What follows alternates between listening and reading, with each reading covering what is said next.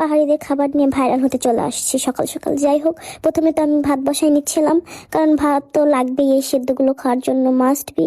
এর জন্য আমি প্রথমে ছোট্ট একটা কিউট পাতিলে ভাতটা বসাই নিলাম। তো আমি তো ভেবেছিলাম ভাতটা সুন্দর মতো হয়ে যাবে এই পাতিলে, কিন্তু হঠাৎ করেই দেখি আমার পাতিলটার পিছনটা ফেটে গেছে, পানি বের হওয়া শুরু হয়েছে। যাই হোক, পরে আমি পাতিলটা চেঞ্জ করে নিচ্ছি। এখন কি করবো বলেন তো? আরেকটা যে চুলা রয়েছে সেটা তো একটা কড়াই বসাই। এখন আমি যে সবজিগুলো নিয়েছিলাম, ফুলকপি, সিম, তারপরে মরিচ, এটা কি কি কলমি শাক না, সরি কি শাক, শাকের নাম ভুলে গেছি। আর এই যে কুমড়ো শাক, তারপরে বাঁধাকপি, পেঁয়াজকলি, এগুলো আমি নিয়েছিলাম। এগুলো এখন সুন্দর মতো সেদ্ধ করে নিচ্ছি।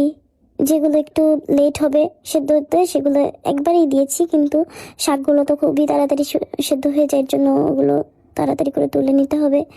এর জন্য সব কিছু একসাথে দিলেও শাকগুলো আমি আগেই তুলে নিচ্ছি, কারণ শাকের যদি কালার নষ্ট হয়ে যায় বা বেশি সেদ্ধ করলে শাকের কালার নষ্ট হয়ে যাবে, খেতেও ওটা ভালো লাগে না। যখন দেখেছি শাকগুলো সেদ্ধ হয়ে যাচ্ছে, তখন আমি ডিসিশন নিয়েছি এখন তো শাকটা তুলে নিতে হবে। আর যেগুলো একটু লেট হয় সেদ্ধ হতে, মরিচটা একটু লেট করে, তারপরে সিমটাও একটু লেট হয়, তো ওগুলোর সঙ্গে আবার বাকি যে তো অনেক ধাপে দিয়েছি সবজি, যেহেতু অনেক পরিমাণে নিয়েছিলাম, তো ওইভাবেই আমি করার ট্রাই করছি।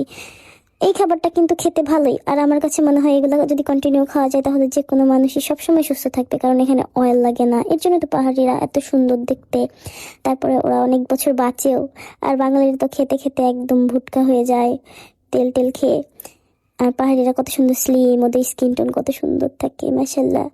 যাই হোক, এই টাইপের খাবার খেতে খেতে ওরা এত সুন্দর হয়। পাহাড়ের যে কোনো জিনিসই তো অনেক মজা হয়। পাহাড়েরা তো শুধু এই টাইপের সবজি খায় না, ওদের যে কত রকমের সবজি, শামুক টামুক, টক পাতা, মুখ পাতা, কত কিছু যে ওরা খায়, নাপ্পি। যদিও আমার কাছে এগুলো কিছুই নাই, শীতল নাপ্পি। এর মধ্যে তো আমার ভাত রান্না করা হয়ে গেল। ভাতের মারটা আমি গেলে নিলাম, যদি ওরা মেবি ভাতের মার গালে না, অনেক নরম নরম ভাত রান্না করে। জুমের চালের ভাত, আমার তো জুমের চালের ভাত নেই, এর জন্য জুমের চালই নেই, এর জন্য আমি আমার নর্মাল চাল দিয়ে ভাত রান্না করছি।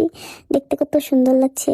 আর যেটার মধ্যে পিসছি, এটা অবশিষ্ট একটু ছিল মরিচ ভর্তা লেগে, তো সেটাও আমি ভাত দিয়ে একদম ফুল মাখিয়ে নিয়েছিলাম। খেতে ভালোই লেগেছে, যদিও অনেক ঝাল ছিল। তারপরে কি, এত কষ্ট করে সবকিছু সেদ্ধ করলাম, একটু তো খেয়ে দেখতে হবে। তাই এখন খেয়ে দেখার পালা, দেখি কেমন লাগে। যদিও আমার কাছে ভালোই লেগেছে, খারাপ লাগে নাই। আপনারা বাসায় ট্রাই করবেন। আল্লাহ হাফেজ।